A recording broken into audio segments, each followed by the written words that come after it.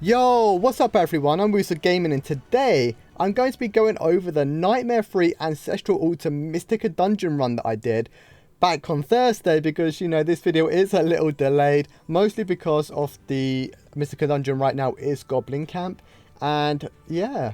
Ancestral Altar will be coming back soon though, so I'm fairly sure that most of you watching this will be here to see the challenging of the Mystica Nightmare difficulty, but also to kind of prepare yourselves ready for Ancestral Altar once it does come back, which by the way, I do highly suggest going for the highest dungeon that you possibly can for the rewards, but I'll be coming more on that later.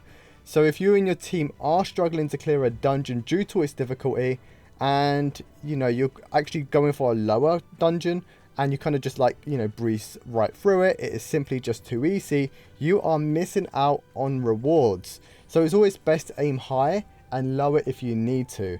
Now you can enter with a maximum of 5 people in your team, and I do highly suggest rolling with the standard tank healer and 3 DPS setup. Now the mechanics of these Mystica dungeons are the same as normal dungeons. There are no heroic abilities within them, so if you are used to the heroic abilities, you are probably going to realize that there aren't as many abilities being shown. However, the difficulty of the actual bosses is much harder, as you can imagine. Now once you are inside, you will want to pull 1 to 2 packs at most, as the damage that they deal and the HP that they have is just a massive difference compared to what we are used to. The mobs themselves actually do a lot of damage, and not only that, they also take a lot longer to kill, obviously, because they have more HP. And yeah, once we pulled 3 mobs, the tank just couldn't take the damage that we was with. So definitely keep that in mind. And the mobs can also have abilities as well, so you'll need to watch out. Now the first boss in Ancestral Altar is Gruder. Now I think that's how you say it. It could be Gruder or I don't know, but I call him Gruder. Now I had the team spread around the boss, so his rock throw didn't hit more than 1 player. The throws that he does do are dodgeable, but the time to dodge it while staying stationary is quite short. So to make sure that you can dodge it on a very consistent basis, well, pretty much 100% of the time, you can pre-run in your little area that you've been assigned, and once the circle is targeted on you, you just run outside of it, and if it's not on you, then you can just stand still, because why wouldn't you want to stand still? More damage. His next ability is Anger Combo. Now this is where it kind of, you know, the damage kind of hits you. It will come in approximately 2 boss melee swings after the first rock throw, and it consists of 2 quick AoE hits. The hits deal about 40% damage each if you're about 16 to 17k HP, followed by an AoE smash. For this, your healer will make sure that your whole team is topped up before it, and to make sure that you cast Aurora just before the Anger Combo is used. All mystics in your team should be using Purifying Blast as soon as you see the Anger Combo text on your screen, and if you are feeling a little bit more confident, you can precast it and it will definitely make a massive difference. This is just so everyone can get topped up enough to survive from the big smash. After this, he will cast 1 more rock throw after the Anger Combo, to which you will then all have to stack behind the boss, including the tank, because his final ability is going to jump up in the air and then he's going to smash down and send you all flying in the direction that you are facing towards the boss. So if you're facing towards the boss, you're going to be flown backwards. Now at this point, he's going to cast an ability called Savage Crash. You want to have your whole team run to the entrance barrier as shown in the video, and once you are there, you just stand there, deal damage if you are in range, and he's going to fixate onto a player. Don't move, just stay there, and then he's going to run and get himself stunned. Standing here, you'll always be safe and focusing purely on dealing damage on the boss, because he will be taking a lot more damage whilst he is stunned. So you're going to want to move the boss back to the middle after he regains consciousness, and then you just repeat the whole process once again until you get the kill. So overall, it is a very simple fight, but you do have to make sure that you execute the mechanics perfectly so you can avoid dying from potential one-shot abilities, and also managing your skills properly for the big AoE hits so that you do not lose anyone. Now this is going to be the way for all Mystica dungeons, especially when you are dealing with the higher level ones. Now it's time to make route to the second boss, the Voidra. Now for this fight, you'll need to make sure that you keep everyone but the tank stacked up for our first ability, which is called Lift Together. It is a green link that goes between you, or just 2 players in general, and you need to be stacked on top of each other so that the link is gone, i.e. you take no damage. However, you can still get linked with the tank. So if you do get linked with him, you just have to quickly run over to him, get rid of it, then head back to the group. Now the tank does need to be to the side slightly, just so that her tornadoes do not hit the group. They do a lot of damage, and from what I can remember, they do one-shot you, at least in Nightmare 3 when you have 18k HP. They were one-shotting me. Now her Dark Clash ability does also deal high single target damage, but it targets a person at random. So your healer will need to make sure that the raid is topped up throughout.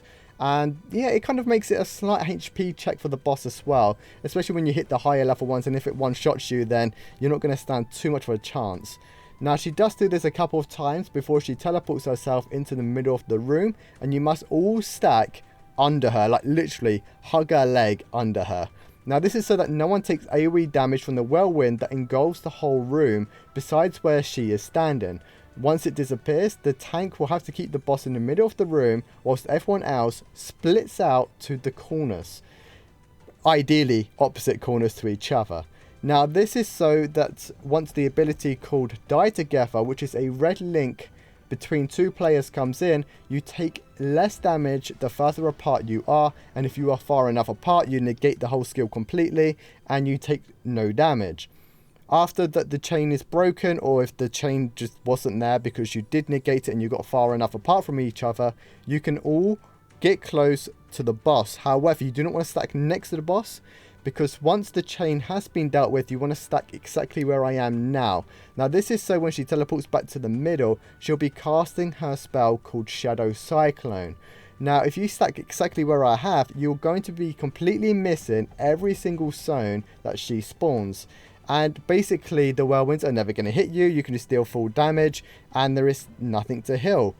But if you are a warrior, and I'm just saying, if you're a warrior and you actually want to deal damage, make sure you're at max melee range and you move side to side. And yeah, I'd only suggest it if you're confident. You do not need the damage for this boss. There is no damage check because you kill her fast enough as it is, and the warriors can just stay out. So I thought I'd just throw that in just in case if warriors really wanted to deal some damage. Maybe you've done some really good damage and you don't want to see it drop down. I do understand the warrior's pain in just melees in general. After this, you should be stacking next to the boss again, ready for the Lift Together, which is a green link ability, and it's just basically repeating the same process once again. Just don't do what we did, because I kind of told everyone to spread out, and well, I was thinking it was the red link, which is the Die Together, so obviously I told everyone to spread out ready for it, and we got the green one. Luckily it was on me, and I managed to get to our healer in this case really quickly, so it worked out okay and we managed to get the kill. So yeah, I was just a bit of a donut. So don't follow what I did in the video, because well, this is the only time we actually messed up and we got the kill as well. So it's just, yeah, don't follow my footsteps at the end of the fight at least. After this, that's it. You get the rewards, and you also get a D1 piece from each boss with the chances of getting an additional accessory item. So for Ancestral Altar, you get earrings. And I know that you get bracelet for Goblin Camp, but we're going to save that for a different video. Now the D1 items that you do get are the same from all difficulties. It can be like Twisting Wind, it can be Mana Flame, or it could be Sailors. But the difference here is the grading of the item. So if you are doing normal Mystica dungeons, you have the chance of getting up to level 240 item level grade items. For the hards, it's up to item level 256, Torches is 288, Nightmare is 304, and Hell is 320. Now I personally got myself 2 D1 288 item level items, which were boots and a helmet, and I also got myself a set of earrings which were grade 272. Now these are insane upgrades, especially if you don't have legendaries, and also them being D1s, it's just so that you have the chance of set swapping your current set bonuses that you want onto them. So ignore the D1 set that you get, because you don't want Mana Flame Sailors or the Twisting Wind. But they're not there for that. They're there so that you can actually set swap onto them, because the items do need to be D1 or above to set swap. And you can just put your Armillarians, your Ghast, or whatever set that you actually want onto them instead at the cost of some Dragon Scales. Now this is massive and it's the key for everyone to gear up, and it's basically a way for newer players and also current players who don't have legendaries, like I said, to access the newer content and raids that are coming our way with better gear. Now, if you do have legendaries, I wouldn't replace them with these items, mostly because you can upgrade legendaries, and upgrading legendaries will hopefully be a little bit easier soon. At least that's what I'm hoping. So yeah, it's going to be mostly massive for the accessories and for those of you who don't have much luck. Now, this is actually my first time doing a dungeon and boss guide for this game. Not sure if you guys knew that. So if you did enjoy, please make sure you smash that like button, and also tell all of your friends to hit that like button as well, and to also subscribe to my channel, especially if you like to see more guides from me like this. And if you haven't already, please go follow me now on Instagram, because there will be giveaways coming very soon and I don't want any of you missing out on those. So please go follow me there, like this video, subscribe to the channel, and you are going to be seeing some amazing content coming your way for this Christmas.